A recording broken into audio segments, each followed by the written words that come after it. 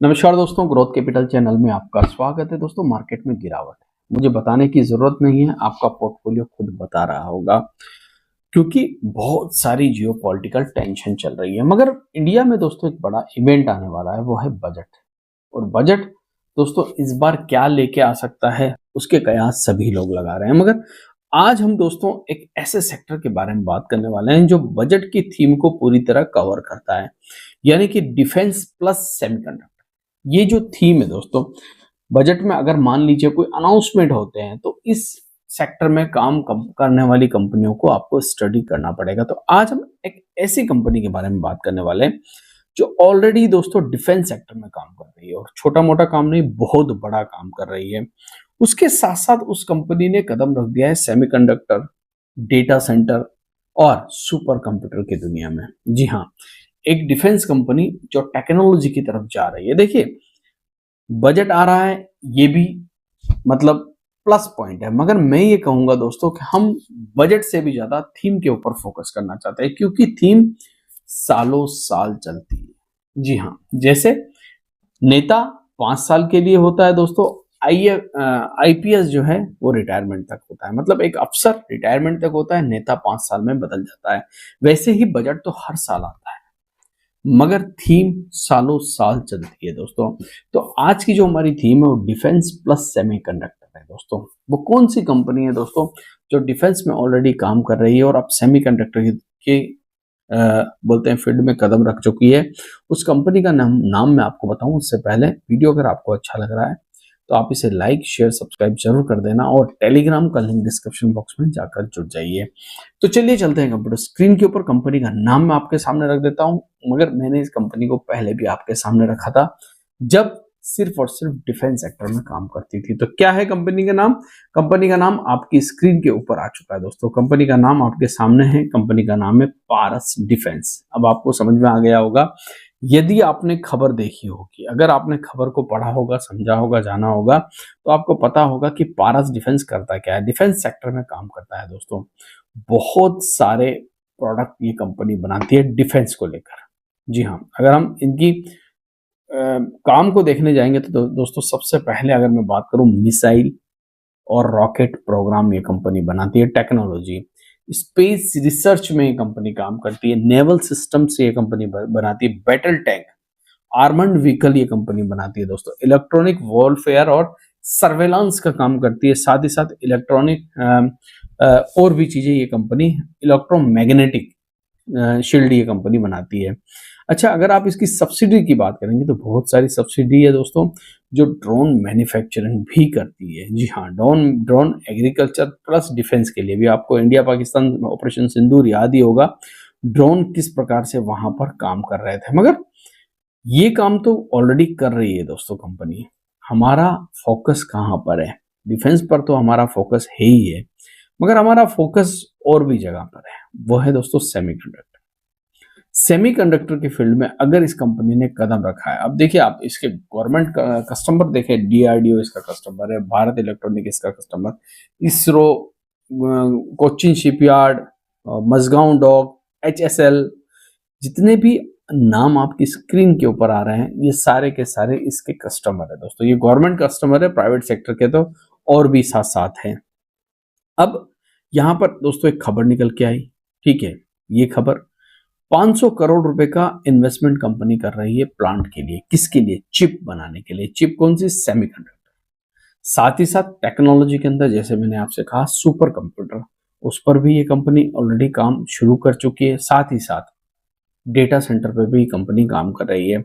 अब थोड़ा सा आप ये तो समझ गए होंगे कि इंपॉर्टेंट खबर थी दोस्तों, बहुत सारे लोगों ने इसको कवर भी किया और बहुत सारे लोगों ने इसके बारे में बताया भी, आपने सोशल मीडिया पे देखा भी होगा।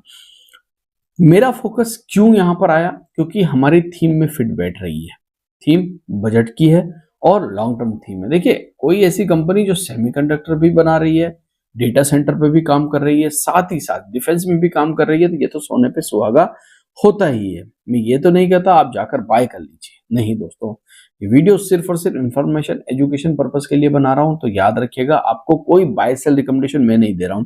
आप हमेशा अपने फाइनेंशियल एडवाइजर के साथ डिस्कस करके ही स्टॉक मार्केट में निवेश के बारे में सोचें। अब यहाँ पर दोस्तों सबसे पहले हम चलते हैं इसके थोड़ा सा फंडामेंटल्स देखते हैं।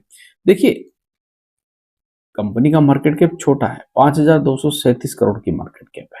ठीक है, हालांकि फेस वैल्यू घट चुका है, 5 पर आ चुका है। और अगर मैं कंपनी के रिजल्ट देखूं, ऐसा नहीं कि गिरावट यहाँ नहीं हुई दोस्तों। जब पूरे बाजार में गिरावट थी तो हर जगह गिरावट आपको देखने को मिल भी रही होगी। ऐसा नहीं है कि यहाँ गिरावट नहीं दिखी, यहाँ पर कोई धुरंधर बचा नहीं है। ठीक है, अब मार्केट में कोई धुरंधर बचा नहीं। रिलायंस जैसी कंपनियां इस समय 10-10, 15-15% नीचे आ गई। इस कंपनी के रिजल्ट आने वाले हैं कल, तो ये भी हम रिजल्ट को भी कल फोकस जरूर करेंगे। सालों साल अगर हम देखें इस कंपनी का नेट प्रॉफिट या सेल्स, तो 2019 में 154 करोड़ था, जो कि बढ़कर 393 करोड़ हुआ है। अच्छी बात है। ऑपरेटिंग मार्जिन प्रॉफिट कंपनी का 28 से लेकर 26 के बीच में रहता है दोस्तों। नेट प्रॉफिट डबल डिजिट में ही चल रहा है अभी, मगर 19 करोड़ से बढ़कर 2019 से 2025 के बीच में अगर आप देखें तो 68 करोड़ पर आ गया। मतलब 5 सालों में इन्होंने अच्छी जंप दिखाई है, 4 गुना से ज्यादा की जंप दिखा चुका है कंपनी। अगर हम देखें कंपाउंडिंग सेल्स ग्रोथ तो कितनी है, तो 10 सालों का तो डेटा नहीं, 5 साल में 20% कंपाउंडिंग सेल्स ग्रोथ है। याद रखें, ये कंपाउंडिंग है। और टीटीएम बेसिस पे अभी 25%। कंपाउंडिंग प्रॉफिट ग्रोथ कितनी है, तो 55% की इस समय टीटीएम बेसिस पे कंपाउंडिंग ग्रोथ बता रखी है। जी हाँ, मतलब कंपाउंडिंग का मतलब आप समझ जाइए, multiple times. Share holding pattern, थोड़ा सा प्रमोटर यहाँ पर 58% से 53% पे आया, मतलब उन्होंने अपना स्टेक डिक्रीज किया है। मगर एफआई 0.53% से बढ़ते बढ़ते 5% के आसपास आ गए दोस्तों। बीच में उन्होंने 6.85% भी किया था। डीआईज 2% से अभी 1% पर आए हैं, थोड़ा सा कम किया है। पब्लिक 37% से 40% पर आई, 40% के आसपास पब्लिक है। थोड़ा सा पब्लिक ने यहाँ पर अपना स्टेक इंक्रीज किया है। हमेशा जहां पब्लिक कम होती ना दोस्तों, वहां हमने देखा है कि कुछ अच्छा होता है। तो ये तो है दोस्तों पारस डिफेंस। जी हाँ, डिफेंस सेक्टर की कंपनी अभी सेल्स में ग्रोथ अच्छा है, प्रॉफिट अच्छा दिखा रही है। शेयर होल्डिंग पैटर्न जो है वो थोड़ा सा वीक साइड हुआ है दोस्तों, क्योंकि प्रमोटर ने थोड़ा सा स्टेक बेचा है। एफआईज अच्छे हैं, डीआईज थोड़े से डिक्रीज हुए हैं। और नेगेटिव क्या है कि पब्लिक यहाँ पर अपना स्टेक बढ़ा रही है। मैं हमेशा याद रखिएगा, जहां पर पब्लिक का स्टेक बढ़ता है ना, वहां थोड़ी सी प्रॉब्लम आकर खड़ी हो सकती है। अब थोड़ा सा डिफेंस सेक्टर की, इंजीनियरिंग सेक्टर से 54% जो है इनका रेवेन्यू आता है दोस्तों। और डोमेस्टिक इनका 86-87% बिजनेस है। एक्सपोर्ट करते हैं 22% के, 13% के आसपास, कोई ज़्यादा एक्सपोर्ट नहीं है, जिसमें Israel, Europe, south Korea, Singapore, UAE, Saudi Arabia को ये लोग जो है भेजते हैं अपना माल। ऑर्डर बुक 600 करोड़ के आसपास की है, ठीक ठाक ऑर्डर बुक है। बाकी सब कुछ ठीक है। मैन्युफैक्चरिंग फैसिलिटी है 2 इनके पास, यहाँ पर मुंबई के अंदर और अंबरनाथ के अंदर। तो ये कंपनी मैंने आपके सामने रखी दोस्तों। कैसा लगा आपको पारस डिफेंस? आशा करता हूँ वीडियो अच्छा लगा होगा। पारस डिफेंस अच्छा लगे या ना लगे, अपना फाइनेंशियल एडवाइजर से डिस्कस करिएगा। कोई बाय सेल रिकमेंडेशन नहीं है दोस्तों। थैंक यू, धन्यवाद।